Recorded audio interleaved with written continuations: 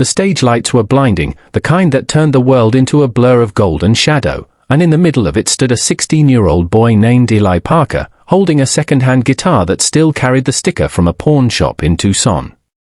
His hands trembled so badly he almost dropped his pick, but when he looked toward the wings, he saw his mother, frail, wrapped in a scarf to hide the chemo lines on her neck, smiling through tears, and that was enough.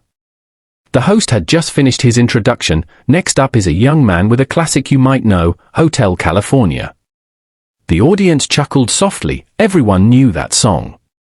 No one expected to be moved by it. Eli licked his lips, whispered "For you, Mom," and strummed the first chord. It came out cracked and quiet, but the hall seemed to hush instantly. The tone of his guitar was thin but pure, the way a child's voice sounds when it tries to comfort a sleeping parent. As he began to sing, on a dark desert highway, the crowd leaned forward. His voice wasn't trained, it was real, raw, full of dust and heartbreak, and within seconds, people stopped hearing a teenager and started hearing a story. They didn't know that Eli had learned every chord under the flickering lights of a hospital room, that he'd sung beside oxygen machines just to make his mother smile. They didn't know he'd busked outside grocery stores to pay for her medications, or that this audition was their last shot at keeping her treatment going. They just felt it, the quiet ache beneath every note, the desperate hope threaded through each word. By the time he reached the first chorus, even Simon Cowell had stopped writing notes. There was something in that boy's eyes, a mix of exhaustion and fire, the kind that only people who fought too long and too hard ever carry. Eli closed his eyes and let the song take over, his voice swelling with the echo of 1,000 lonely nights. Halfway through, his guitar string snapped. The audience gasped, but Eli didn't stop. He just smiled, a small, weary smile, and kept singing a cappella. The silence made his voice larger, filling the theater like a prayer. You can check out any time you like, but you can never leave. When the final line faded, there was no applause at first, only the sound of people breathing, stunned. Then a roar erupted. Heidi Klum wiped her eyes. Howie Mandel stood. Sofia Vergara pressed her hands to her heart. And Simon, the man famous for restraint, slowly rose and said, "That wasn't just a song. That was life." Eli blinked, confused, tears spilling down his cheeks. "Thank you," he whispered, turning toward his mother, who was crying harder than anyone in the room. Simon looked at the other judges, then slammed his palm down on the golden buzzer. The crowd exploded. Golden confetti rained from the ceiling like a storm of sunlight, and Eli dropped to his knees, hands over his face, overcome by a miracle that felt too big to be real. His mother rushed onto the backstage. The golden confetti still clung to Eli's hair like fragments of a dream as producers and camera crews swirled around him, but he could barely hear them. All he could hear was his mother's heartbeat when she pulled him close and whispered, "You did it, baby, you saved us." The words hit him harder than the applause ever could. For months they had lived in a borrowed trailer behind a diner where he washed dishes after school, sleeping between shifts and guitar practice, saving every tip for another week of medicine. The night before the audition, their car had broken down, and they had almost given up, but a truck driver who overheard their story had given them a ride all the way to Los Angeles. "People still care," the man had said, pressing a few dollars into Eli's hand. That same stranger was watching the show now from a truck stop television, smiling through tired eyes as he saw the golden rain fall. When the episode aired a week later, the internet exploded, millions of views in hours, comments calling Eli the soul of America. But for Eli, fame felt distant, his mother's health was still uncertain, and hospital bills didn't stop for viral videos. Letters began arriving, some from veterans who said his song reminded them of home, some from kids who'd lost parents and found comfort in his courage. One envelope, though, was different. It contained a short note written in shaky penmanship, "I'm your father. I saw you sing. I'm sorry for leaving." Tucked inside was a photo of a man with the same eyes, holding a guitar identical to the one Eli now played. His mother confessed she had hidden the truth, that his father, a traveling musician, had left when Eli was 4 but used to sing Hotel California to him every night. The realization gutted him, yet somehow healed something too. Maybe his voice had carried his father's echo all along. When the semifinals arrived, Eli stepped onto the stage with that letter folded in his pocket.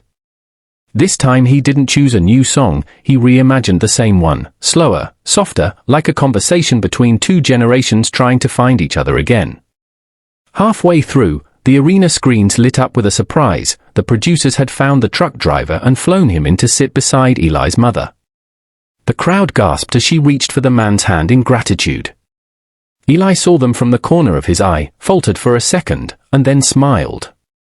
The world saw not a performer but a boy grounded in love, every lyric rising from gratitude instead of pain. When the final note faded, Simon stood again, tears glistening openly. "You remind us why this show exists," he said. The other judges nodded silently. No new buzzer could top what was already eternal, a connection forged in empathy. That night, when Eli returned to the trailer, he found another surprise. A fund started by fans had already raised enough money to pay every one of his mother's hospital bills. She cried when she saw the number, and he just held her, WH. Months later, the air in the Dolby Theatre carried a different kind of electricity. It wasn't just anticipation, it was belonging. Eli had become a household name, not because of his fame but because of what he represented, the reminder that hope could come from anywhere, even from a boy with taped-up sneakers and a borrowed guitar. Tonight was the finale, and as he waited backstage, he thought not about winning but about his mother, now stronger, her hair beginning to grow back, sitting in the front row beside the truck driver who had become like family. No matter what happens, she had told him before the show, just sing the way you always have, like you're telling the truth. He took a deep breath, stepped into the light, and looked out over the sea of faces. Then he began, not with music, but with a story. "A year ago," he said softly into the microphone, "I sang this song to save my mom. I thought it was about a hotel you could never leave. But now I know, it's about the people who never left me." The first notes of Hotel California drifted from the guitar, deeper and more mature now, shaped by gratitude rather than fear. Every word felt like a thank you letter written in melody. Midway through the song, the giant screen behind him came to life with clips from his journey, his first audition, the golden confetti, his mother's smile. Then, unexpectedly, a shadow appeared at the side of the stage, a man holding another guitar. The crowd murmured as Eli turned and froze. It was his father. The producers had found him, sober and trying to rebuild his life, and had brought him here as a surprise. For a moment the boy's voice broke, but then his father stepped forward and quietly took harmony on the next verse. Two voices, one scarred by regret, the other born of forgiveness, blended into a single sound so moving that even Simon covered his face. The entire audience stood, hands linked, tears everywhere. When the final line rang out, there was no pause this time, only an eruption of pure emotion. The judges rose together. Sophia was sobbing, Howie clapped above his head, Heidi mouthed beautiful, and Simon simply whispered, "That's what music is for." They didn't hit a button, because they didn't need to. The world had already done it months ago. As the applause thundered, Eli reached for his father's hand and guided him toward his mother in the front row. The three of them embraced, framed by golden light and echoing cheers. Later, when the cameras were off and the theater empty, Simon found Eli sitting alone on stage, strumming softly. "You know," Simon said, "there's something about the way you sing, it makes people remember who they are." Eli smiled. "That's what my mom says." Simon nodded. "Keep that. It's rarer than talent." When the finale aired, it broke every record, but what stayed with viewers wasn't the production or the song, it was that moment of reunion, that fragile proof that love can heal what time tries to break. A few months later, Eli used his prize money to start a small foundation providing instruments to kids who couldn't afford them. He called it Golden Strings. Each guitar came with a small tag that read, "Play your truth. Someone will listen." On opening day, he and his mother visited a children's hospital, performing together for kids in recovery.